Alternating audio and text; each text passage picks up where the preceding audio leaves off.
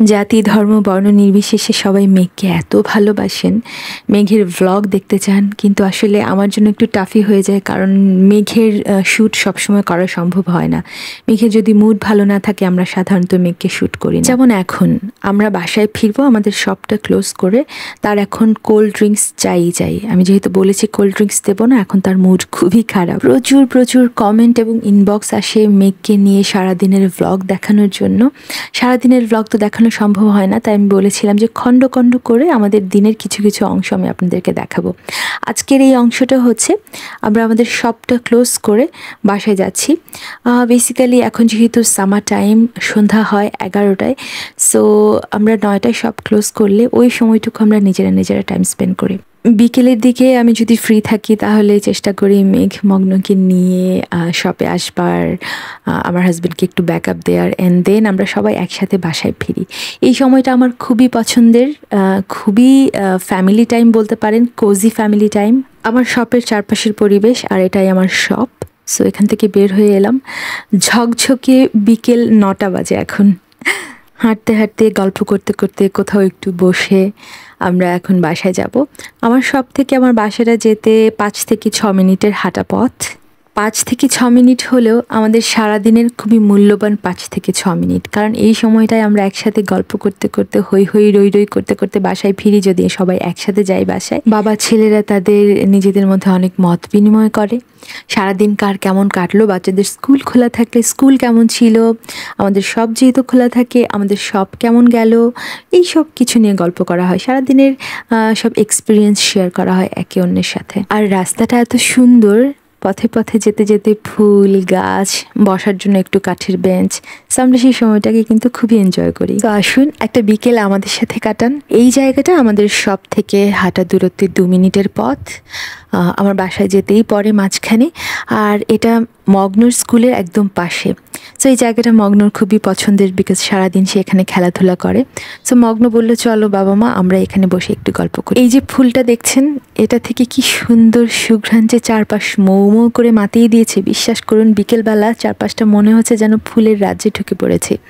এই ফুলটাকে বলা হয় ক্লাইম্বিং রোজ, সুইডিশ ভাষায় এটাকে হনুং রোজ বলে। হনুং মানে হচ্ছে হানি, মানে মধু। এটাকে যদি আমি বাংলায় ট্রান্সলেট করি তাহলে এটার অর্থ দাঁড়ায় মধু গোলাপ।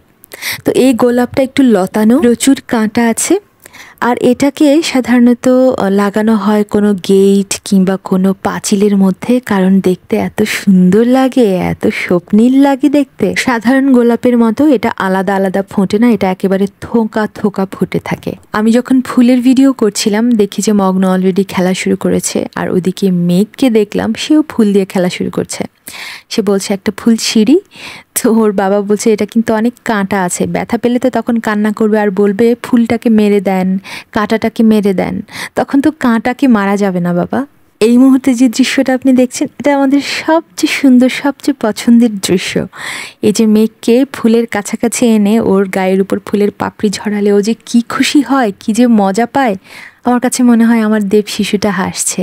এজন্যই সময় পেলেই মেঘকে নিয়ে আমি ফুল গাছের নিচে নিয়ে যাই, নিচে নিয়ে ওকে দাঁড় করি, আমি ফুলের গাছটা ঝাঁকা দিই। পাপড়ি যখন ওর গায়ে পড়ে মনে হয় যেন স্বর্গের সব সুখ, স্বর্গের সব সৌন্দর্য মেঘের হাসিতে নেমে এসেছে। ফুলের পাপড়িগুলো মেঘের উপর পড়বার সময় কি এক অদ্ভুত সুঘ্রাণে চারপাশটা ভরে গিয়েছে। এটা একটা স্বর্গীয় মুহূর্ত। আমি বলা হয়ে থাকে পৃথিবীতে স্বর্গের 2টো জিনিস আছে, একটা হচ্ছে ফুল আর একটা হচ্ছে বাচ্চারা। তাই আমি ফুল এত ভালোবাসি, আর আমি যে ফুল ভালোবাসি সেটা আমাকে যারা ভালোবাসে তারা জানে। তাই আমার হাজব্যান্ড আমাকে একটা ফুল ছিঁড়ে এনে দিল, যেহেতু ফুলটায় কাঁটা আছে, সে বললো কাঁটা সরিয়ে দিয়েছে নাও। পেছনের এই বিল্ডিংটা কয়েকশো বছরের পুরনো। শেষ বিকেলের রোদ পড়ে এত রহস্যময় লাগছিল বিল্ডিংটাকে। এই বুনো গোলাপটা এত অদ্ভুত সুন্দরভাবে থোকা ধরে ঝুলে আছে এই পাঁচিলের উপরে, এটার দিকে তাকালেই আমার দেজাভু হয়। আমি জাস্ট ফিল করি যে এই ঘটনাটা বা এই সময়টা বা এই দৃশ্যটা আমার জীবনে আরও অনেকবার এসেছে। জানি না, দেজাভু খুবই রহস্যময় একটা ফেনোমেনন আমাদের ব্রেইনের। আমি প্রচুর মিথোলজি পড়ি, তো মিথোলজিগুলোতে স্বর্গীয় উদ্যানের একটা ধারণা দেয়া থাকে। সেই ধারণাটাই হয়তোবা আমার ব্রেইনে একটা ইমেজ তৈরি করেছে। এই ইমেজটা হয়তোবা এই দৃশ্যটার সাথে মিলে যায়। I mean that's the explanation I have made in my brain. Nordic সামারের শেষ বিকেলের এই মায়াবী রোদে আমাদের মায়াবী সময়। দেখতে দেখতে সময় পার হয়ে যাবে, মেঘ বড় হবে, মগ্ন বড় হবে, হয়তো বা 4-5 বছর পরেই এভাবে সময় আমাদের কাটানো হবে না। 4-5 বছরে কত কত ঘটনা ঘটে যাবে। আজকে এই জায়গায় বসে হয়তো বা সেই ঘটনাগুলো দেখতে পাচ্ছি না, আঁচ করতে পারছি না। কে জানে জীবন কেমন হবে, কোন দিকে যাবে।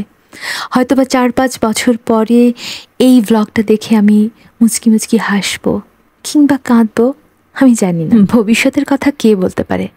ভবিষ্যৎকে সুন্দর করবার একটাই উপায়, বর্তমানকে সুন্দর করে বাঁচা। আমাদের হাতে বর্তমানই তো আছে, না অতীত না ভবিষ্যৎ। আজকের দিনটা যদি সুন্দর হয়, আমার গতকালটাও সুন্দর হয়ে যাবে। আজকের দিনটাই তো গতকাল হয়ে যাবে। আজকে যা ভবিষ্যৎ, কালকে সেটাই বর্তমান হয়ে যাবে। তাই বর্তমানটা সুন্দর করে বাঁচলে আমাদের অতীত এবং ভবিষ্যৎ সুন্দর হতে বাধ্য। আমরা অতি তুচ্ছ মানুষ, কি আছে আমাদের হাতে বলুন? কোনো কিছুই আমরা নির্ধারণ করতে পারি না, সব কিছুই নাকি পূর্ব নির্ধারিত। তবে চেষ্টা তো অবশ্যই করে যেতে পারি। আমাদের হাতে যতটুকুন চেষ্টা করবার আছে ততটুকুন যদি আমরা সুন্দর করে বাঁচবার চেষ্টা করি, হয়তোবা আমাদের জীবনটা সুন্দর হবে।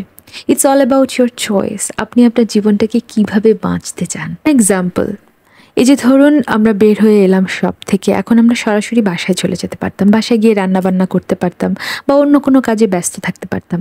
মানে সময়টাকে আপনি যেভাবে ব্যয় করবেন, সময় সেভাবেই ব্যয় হবে। বাট উই চোজ যে আমরা এখানে বসবো, আমরা কিছুটা সময় নিজেদের মতো করে কাটাবো, এই সুন্দর সন্ধ্যাটা উপভোগ করব। সো আমরা কিন্তু সন্ধ্যাটা উপভোগ করে আমাদের সময়টা কাটালাম। এটাকে অন্যভাবেও ডেফিনেটলি উপভোগ করা যেত। তো ইটস অ্যাবাউট চয়েস। আপনি আপনার লাইফকে, আপনি আপনার সময়কে কিভাবে ব্যবহার করবেন সেটা আপনার উপর নির্ভর করবে। সময় তো যাবেই, সময় তো কেউ ধরে রাখতে পারবে না। আপনি সেটা শুয়ে বসে কাটালেও যাবে, সেটা ঘুমিয়ে কাটালেও যাবে, কিংবা সেটা উপভোগ করে কাটালেও সময় কিন্তু যাবেই। এরকম যেদিন আমরা একেবারে সন্ধ্যা পর্যন্ত বাইরে থাকি, আমরা চেষ্টা করি বাইরেই লাঞ্চটা বা ডিনারটা সেরে ফেলতে, যাতে করে ঘরে গিয়ে আর রান্না বাড়ার ঝামেলা করতে না হয়। আমরা রান্না বাড়া করতে খুব একটা ভালোবাসি না, খেতে কিন্তু ভীষণ ভালোবাসি। তাই চেষ্টা করি এটা যত সিম্পল রাখা যায়। ঘন্টাখানেক আমরা বাইরে কাটালাম, আড্ডা দিলাম, গল্প করলাম, এবার আমরা ঘরে ফিরবো প্রায় রাত 10টা বাজে। যদিও সন্ধ্যা হয়নি এখনও, সন্ধ্যা হতে আরও 1 ঘন্টা সময় লাগবে। তবে 22 তারিখ থেকেই দিন ছোট হতে শুরু করেছে। এখন প্রতিদিনই 1 মিনিট 2 মিনিট করে করে সময় আস্তে আস্তে কমতে থাকবে, সন্ধ্যা দ্রুত হতে থাকবে। এবং এটা কোথায় গিয়ে ঠেকবে জানেন?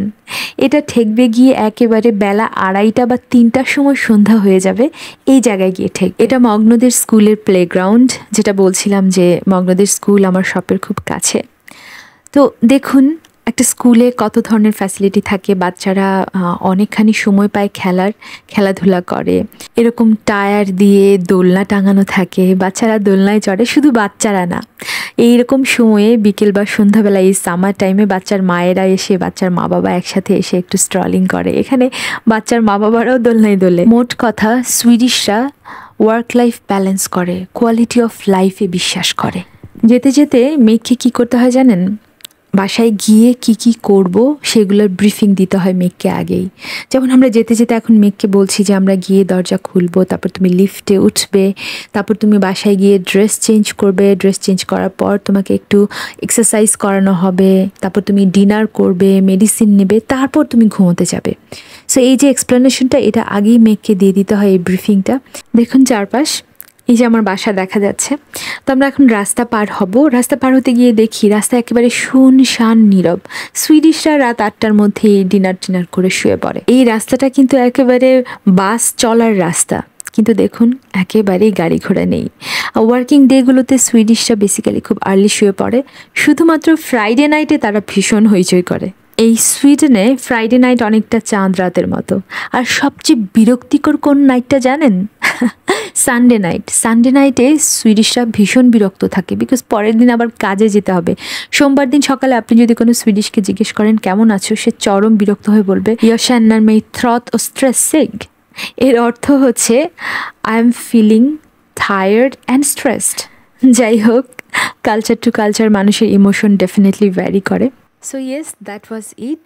আপনারা জানতে চেয়েছিলেন আমাদের দিন কেমন কাটে। ওই যে বলেছিলাম খণ্ড খণ্ড সময়গুলো আপনাদেরকে তুলে ধরবো, তারপরেও 10 মিনিটের ব্লগ হয়ে গেছে। আশা করি আপনারা এনজয় করেছেন। দেখা হবে, কথা হবে অন্য কোনো ব্লগে। ততক্ষণ পর্যন্ত ভালো থাকুন, ভালো রাখুন এবং সুস্থ থাকুন। আডিওস।